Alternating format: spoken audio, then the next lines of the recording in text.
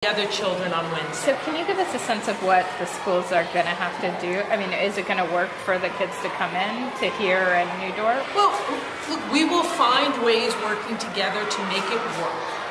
There will be bumps in the road. Part of what's really important for elected officials like myself and Dominic is to rely on President Mulgrew to take us out to schools so we can hear from the principals directly what they need. Our job is to now go back to larger government resources and corporate resources to get them to fill in what we need. And also we have to make sure that we work with DOE to make sure they're as organized and have thought everything through. Look, this is a disaster of a level we have never experienced, thank God, in New York City before. So the granular level of what we need to address is tremendous.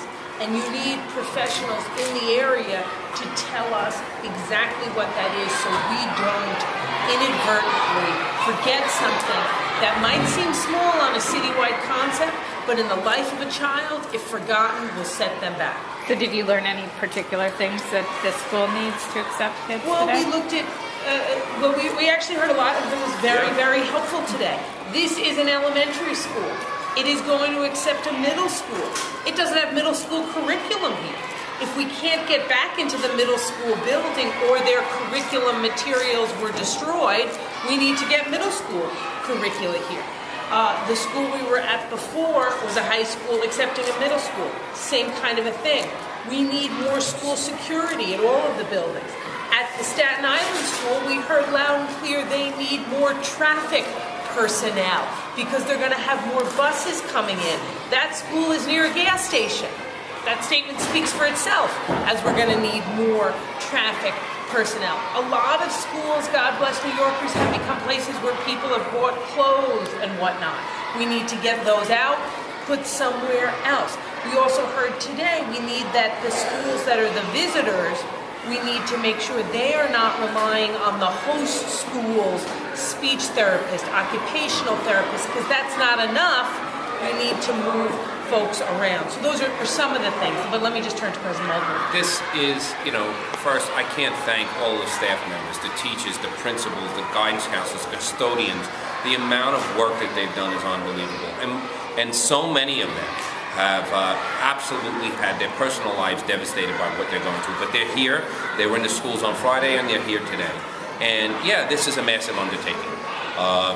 Shifting tens of thousands of students into different schools after a school year, 2 months into a school year, is a massive undertaking. It's never been done before. Thank God we've never had to do it before. But, when you go into the schools and you see the staff's already meeting, trying to figure it out. The school we were at earlier today, they're emptying a whole wing of their building. Right now, they're just out there moving everything out of their one wing so the other school can come into there. The idea of what educational materials, so many schools have lost supplies. The children in this neighborhood, are they going to come back here? Where are they? We need backpacks. Simple things. They need notebooks. They had, some of them, their houses were destroyed. They don't have these things anymore. So these are the type of things, working, where Christine, Dominic have been out there on the front lines, getting the information, pushing things, and saying, we have to take care of this. Students, what are the students' needs on their IEP? Is it a barrier-free school? Does the child need a barrier-free school? These are tough things. It's going to be tough, but it's going to work. Are schools consolidating classes? I mean, are class sizes going to kind of go up across the city because they've got to cram into rooms to make... I'm assuming that is going to happen, yes. And, as we face this is a disaster. We want our children back in schools. One thing that's amazing is at the school we were at earlier and here, you see the kids are happy to be back in school. The staff's happy that the kids are there too. This is this is the anchor. This is what they want to be. They feel safe and secure here, and they want to be in school. And that's what we want to be able to get every child back to school as soon as possible. And remember, some of these children have literally lost their homes. And we don't know when they're going to go back into their home. What's a child's second home? Their school. So if we can get them into their school or bring their school intact to another school, we can at least give them some sense of a home and a community, and that's really important to their long-term wellness. One of the things that we need is my children from Coney Island have not seen a medical provider in weeks. So I'm asking, I spoke to Christine Quinn and President Mulgrew, we have to work together with Judy, the UFT rep. We need to get medical providers in the schools where the children are coming. And not just a nurse, we need actual doctors who will come in and check up these children, because that is one concern. Yesterday, we started to hear children who need dialysis, children who are running out of pills, diabetics, running out of insulin, and asthma. We've been running up and down steps, but it's time. We really need medical providers in the schools to address this issue. And one of the great things about New York is our great networks and our great sense of volunteerism. So over the weekend, we heard there weren't enough social workers in the shelters, given all of the grief that was needed. We reached out in the council to the not-for-profits we work with. We got social workers to volunteer time. Because of what Dominic said, in addition to reaching out to the Department of Education, which we'll do for more nurses, we've begun an outreach to every nonprofit and every medical facility in the city that has a mobile medical van. We've gotten gas from FEMA. Those mobile medical vans can now start rolling to hard-hit areas and the schools that will take the children from Coney, things like that. It's not fully in place yet, but that's what we're working on for Wednesday. And that's the kind of information we're getting from Dominic and then working together on. Could you comment on the city's decision to have school in 30-some schools that don't have heat this morning, and what you think of that decision? I guess each of you, that'd be interesting to hear. Look, and I understood most of the downtown, it's a steam issue. The steam is a building pressure, and as it builds pressure, the schools will slowly start to get warmer, but they have to build the pressure. I was very clear with, I said, if we're taking a child out of a warm home, if the house is warm, put them into a cold building, I think you need to rethink it. I understood the chancellor said it's just a choice that he left for the parents, and that was fine, as long as it said it was a choice for the parents if they wanted to send their child to school. But the whole heat issue is a big problem in certain parts of the city right now. I'm assuming from what I'm hearing, except for one section of Manhattan where they seem to have a blown steam pressure builder, that the rest of the heat should slowly be coming back into all of the buildings. And that's the reports I've been getting, that slowly many of the buildings are getting warmer slightly throughout the day. Look, I agree with Michael, as long as it was a parent's choice. Because if you're in a house and you still unfortunately don't have heat or electricity, then it might actually be better for your child to be in school where there also isn't heat, but at least they're with people, they're interacting, they're getting education. If you're warm at home to go to the cold school, yeah, that doesn't make any sense. But if it's a situation where tragically you don't have any heat and power in your house yet, and we don't at your school, then it probably is better to at least be with other children and teachers. We're going to be having a meeting, a show while we'll be releasing information on having a supply drive. And we will let anyone who wishes to donate backpacks, books, furniture for children's furniture. We will be putting that out shortly. We just have to go back and regroup to figure out how we're going to work that out. Because supplies is a great demand. Children lost their backpacks. They didn't have books, pencils. We have to get supplies in for the children. Thank you. I want to. I think you the city's creating all of these new bus routes, and they've already warned that they're going to be pretty challenging. What are you guys hearing from the city and from constituents about the new about bus these routes for the evacuees? Look, you have thousands of families who are now homeless. Okay, tens of thousands of students are going to have to be relocated.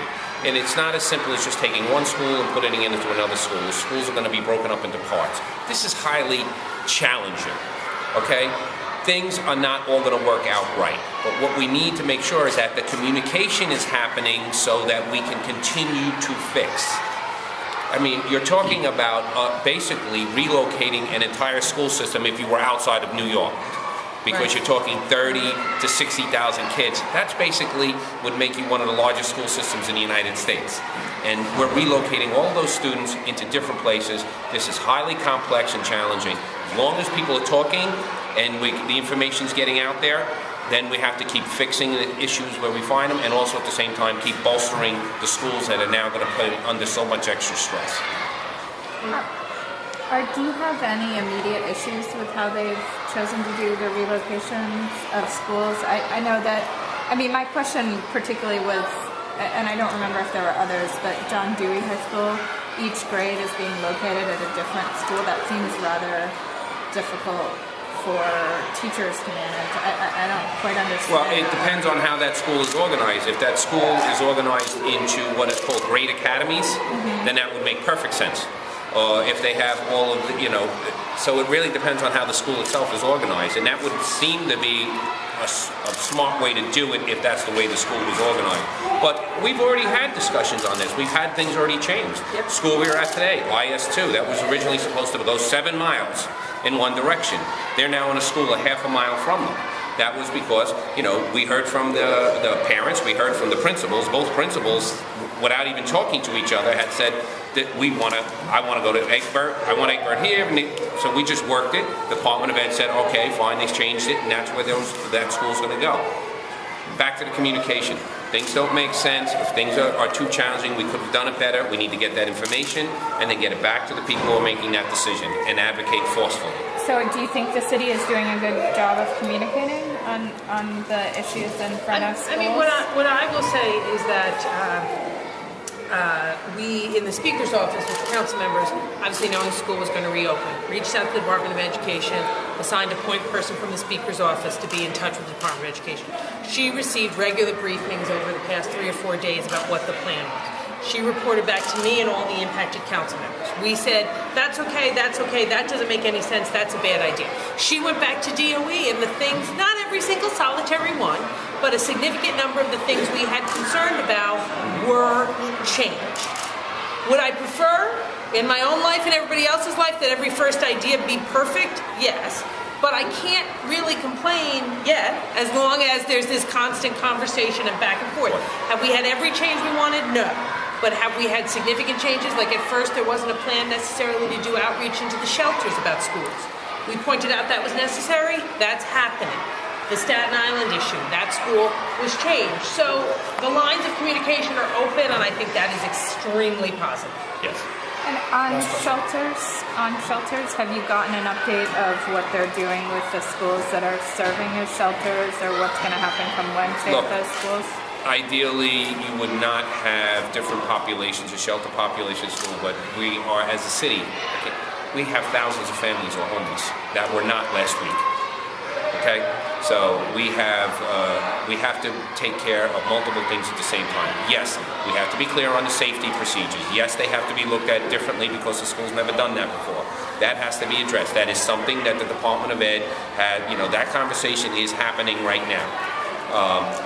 But we're not going to sit here and tell families that have no home that they're going to have to leave. That's just not going to happen because that makes no sense to any of us. So we'll have the conversations. They'll be ongoing. The other challenge we're facing right now is we just heard this upstairs.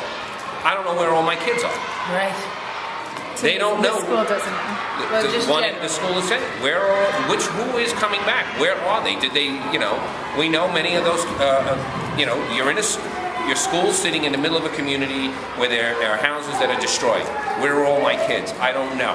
That's why they want to get the kids in here on Wednesday. They want to start finding all this out. And then we're going to have to outreach to the shelters because some of these kids are in shelters in different parts of the city with their families. Right, and that's a real issue, is figuring out where the children are. And that's why Wednesday is going to, today was no small feat. But Wednesday is going to be even bigger because we're going to need additional types of hands on deck as we figure out who doesn't show up, and then figure out how we then go to try to find them where they might be. That's a whole nother level of work. Also, not that it's easy for any of the children who have shown up today. Every child's been through some level of personal trauma with this, but the ones who are going to show up on Wednesday who are more likely to be in a shelter, it's going to be even worse. That's going to have to be factored into what happens too. And again, I don't think it's all going to be perfect by any stretch of the imagination, but we're just going to stay on it. And tomorrow is a professional development day, and we have many schools that will be coming into Coney Island, going around helping us to educate everyone, to tell them where they're going to go, and that we are going to have buses. There will be buses provided to take the children to those schools that they are assigned to. And remember, we all are going to have to get a little bit out of our 2012 mindset. Blasting off an email, a robocall. This is old school. We're going to have to go out with the flyers. Go find the people. You know, it's funny and this is one of those things that happens. People develop a plan, outreach, email, robocall. It's like, whoa. We can't do that right now, and we all have to remind each other of that too. And that's one of the things Dominic's organizing with Michael tomorrow is people to go out with flyers in this neighborhood. The schools who have not in the areas that have not really been that impacted, they're all organizing to go out and help, not just even tomorrow, but also on next weekend. They want to get out there and they want to help, and I can't thank the teachers and the staffs in those schools enough, the principals cooperating on all of this, because we know that we need people on the ground in the neighborhoods right now. Okay? Thank you, guys.